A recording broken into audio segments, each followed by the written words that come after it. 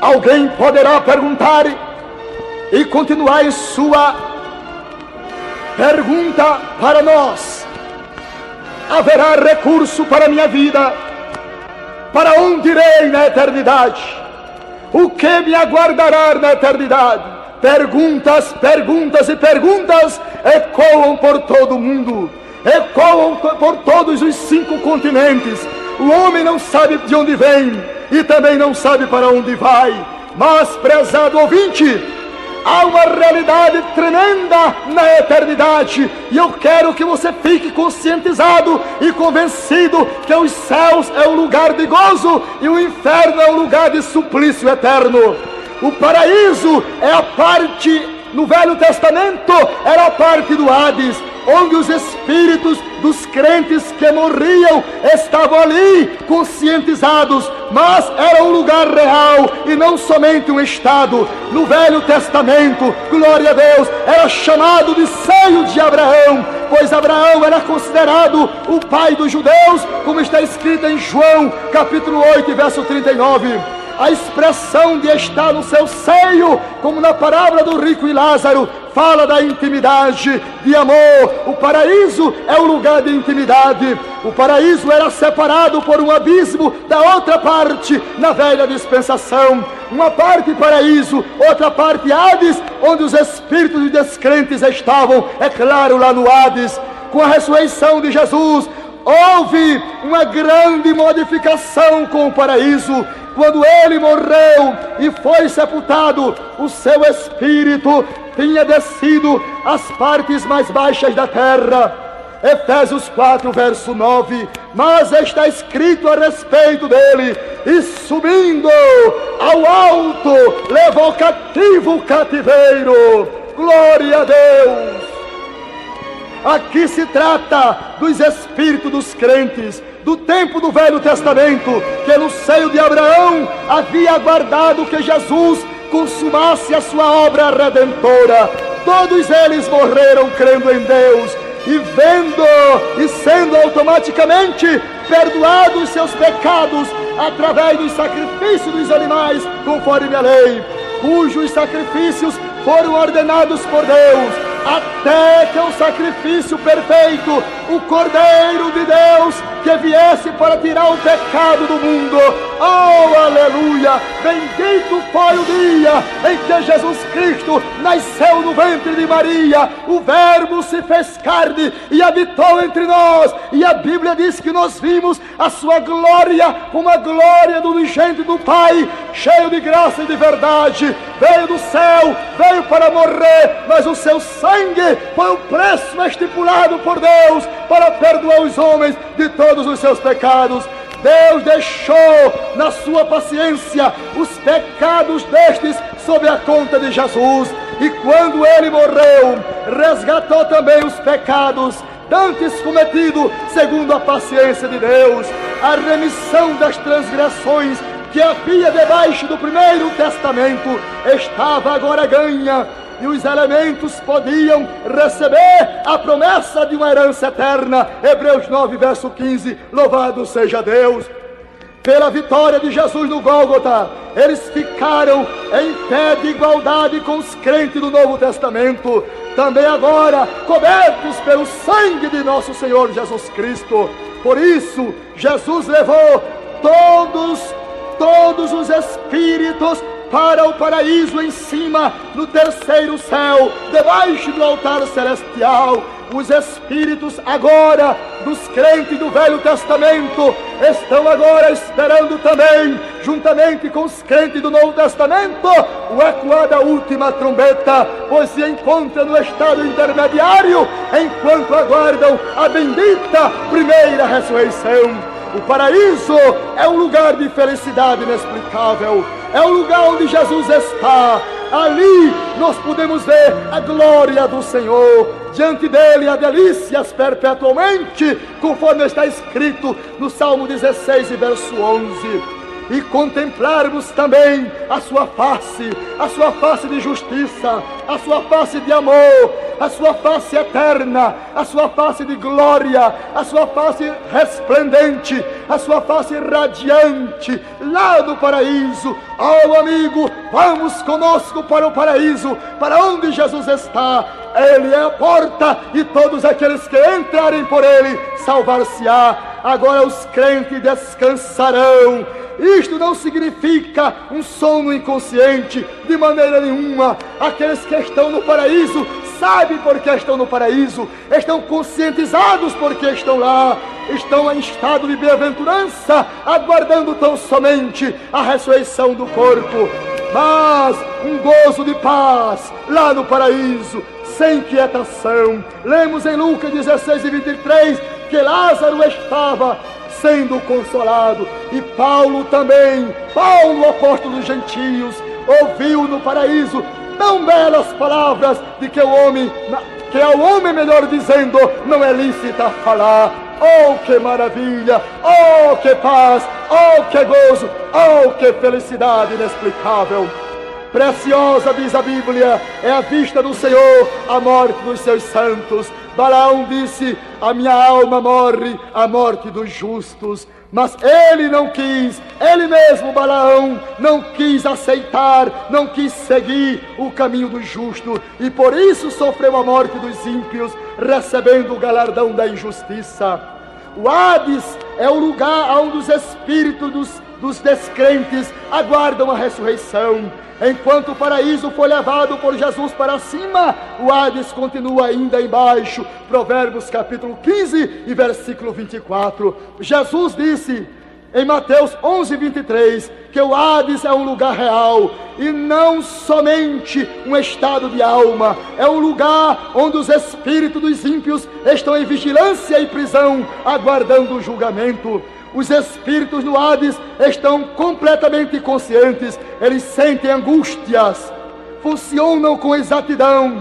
Lemos que eles falam aos que entram lá. O rico que estavam lá no Hades, eles sentiam remorso de consciência, sentiam dores, sentiam tormentos que subiam. Oh, prezado ouvinte, vens para o lado de cá, para o lado de Jesus, para o lado do paraíso. Jesus desceu até o Hades e pregou aos espíritos em prisão. No tempo de Noé, ele atravessou o abismo para o outro lado dos infiéis. Esta é uma pergunta que alguém faz: será que ele atravessou o abismo? Não! Ele lhes falou do lado do paraíso, sobre o abismo, como também o homem rico falava com Abraão sobre o abismo.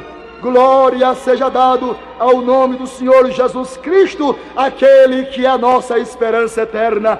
Há uma vida para mim após a morte? A Bíblia responde: há uma vida após a morte. Glória a Deus. Aquele corpo de Jesus, o corpo que foi pendurado, o corpo que estava na cruz, tinha sido agora transformado num corpo espiritual, não sujeito mais à matéria. O seu corpo tinha sido revestido da incorrupção, da imortalidade e da glória eterna também. Assim serão os nossos corpos ressuscitados. Seremos como os anjos. Isto é, seremos como os anjos na eternidade. Teremos corpos espirituais. Teremos relações, aleluia, juntamente com Jesus, relações de amor, relações de paz, relações íntimas na esplendorosa eternidade com Deus. Toda doença, toda lágrima, toda dor relevante a este corpo de pecado desaparecerão quando recebermos o corpo glorioso. O corpo ressuscitado será também um corpo glorioso, diz a Bíblia. Será como o corpo de Jesus. Ele resplandecerá em glória, louvado seja Deus. Assim traremos a imagem do celestial. Os justos resplandecerão como o sol, como astros, como estrelas no firmamento. Haverá diferentes expressões de glória naquele dia, lá na eternidade. A ressurreição será como o orvalho das ervas. A glória dos corpos ressuscitados excede a beleza, a semelhança que lhe deu origem. O Espírito que está no paraíso aguarda a ressurreição. Entre agora no seu corpo glorioso, não feito por mão de homem, mas eterna nos céus. Louvado seja Deus. Eu dou glória ao Senhor e dou graças a Deus, porque nunca mais eu morrerei. Tragada foi a morte pela vitória. Jesus Cristo disse: aquele que crê em mim nunca morrerá. Eu passei da morte para a vida. A morte é inimiga do homem, porque a morte tem um aguilhão. A Bíblia diz: o aguilhão da morte é o pecado, e a força do pecado é a lei. Mas para nós os crentes, para a igreja do Senhor, a morte perdeu o seu aguilhão. Louvado seja Deus. Jesus desceu do céu e desfez o pecado. Louvado seja Deus. E apagou a força do pecado que era contra mim, riscou a cédula que era minha inimiga, e agora dou graças a Deus, porque não espero mais a morte, e sim a vida. Louvado seja o nome do Senhor. Vida com Deus, vida de Deus, vida em Deus. A ressurreição do justo, chamada de bem-aventurada ressurreição. Bem-aventurada ressurreição, as santas consolações de Deus, as santas palavras do Todo-Poderoso ecoarão na eternidade, e seremos consolados com as santas consolações. Os mortos viverão. A Bíblia diz: oh, os teus mortos viverão, oh, os teus mortos ressuscitarão. A ressurreição de Jesus mostra que todos os mortos hão de ressuscitar. Foi isto que Paulo afirmou quando combatia a doutrina materialista que assombrava a igreja em Corinto, ensinando que não havia ressurreição. Ele mostrou que se não houver a ressurreição, então Jesus não ressuscitou. Mas se assim fosse, seriam todos perdidos, e os que haviam crido em Jesus seriam todos perdidos também. Mas agora Cristo ressuscitou. Cristo ressuscitou. Cristo ressuscitou e se fez agora as primícias dos que dormem. Glória a Deus. Com isto está provada a ressurreição de todos. Pois como a morte veio por o homem, também a ressurreição dos mortos veio por Jesus Cristo, o Senhor dos senhores. Jesus tem a chave da morte e do inferno. Ele é o Senhor dos vivos e dos mortos, e diz: eu sou a ressurreição e a vida. Eu ressuscitarei no último dia. Bendita a esperança. Existe uma vida após a morte? Não há como negar mais o enfático testemunho da profecia. Não há como negar mais o enfático testemunho glorioso dos oráculos do Senhor. Existe uma vida após a morte, uma vida real na eternidade com Jesus, e uma vida triste, uma vida acabada, uma vida cheia de pânicos e de horror lá no Hades e depois no inferno com Satanás. A ressurreição, ela acontecerá em duas etapas. Todos os que estão na sepultura, chegará o dia que ouvirão a voz do Senhor, e os que fizerem o bem sairão para a ressurreição da vida. Esta é chamada de primeira ressurreição. E os que fizerem o mal para a ressurreição da condenação. Esta é chamada também de segunda ressurreição. A Bíblia diz: no momento todos os corpos se levantarão. Oh, que massa! Oh, quantos milhões deixarão pó e ressuscitarão com um corpo igual ao que foi semeado. Aquele que morreu como pecador ressuscitará também como pecador, mas com um corpo eterno, que em si mesmo traz a imagem da separação de Deus. Semeou na carne e agora ceifará a corrupção.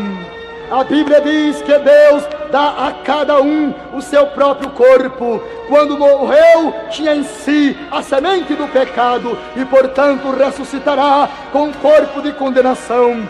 Verdadeiramente é para vergonha e desprezo eterno. O Hades deu seus mortos que nele havia. Os espíritos que no Hades aguardavam a ressurreição para o julgamento, entraram agora nos seus corpos ressuscitados, e de angústia, de tremor, aparecerão diante do trono de Deus. Eles clamarão às montanhas e aos rochedos: cai sobre nós e esconde-nos o rosto daquele que está sentado sobre o trono. Apocalipse capítulo 6, verso 16 e 17. Os mortos foram julgados pelas coisas que estavam escritas nos livros. O julgamento do trono branco será ligeiro. todas as obras que os homens cometeram, todas as obras que os homens cometeram nesta vida estão escritas nos livros, também estão escritas nas tábuas do coração de cada um. Na hora do julgamento, as consciências dos homens entram em função completa. Glória a Deus, não há como escapar daquele grande dia. Todos estão diante de Deus e cada um reconhece as suas faltas, sejam em palavras, sejam em coisas maneiras, seja por adultérios ou por segredos quaisquer. Naquele dia, os segredos dos corações dos homens serão revelados. Aquele diante do trono branco, cujos nomes estão escritos no livro da vida, aqui se trata dos que morreram durante o milênio como crente, entrarão na glória pelo poder do sangue de Jesus. E todos aqueles cujos nomes não estão escritos no livro da vida foram lançados no lago de fogo ardente, isto é, a segunda morte. Existe uma vida após a morte? A Escritura responde: sim, existe. Receba Jesus Cristo e receba a vida eterna no precioso nome do Senhor. Amém, Jesus, e amém, Senhor.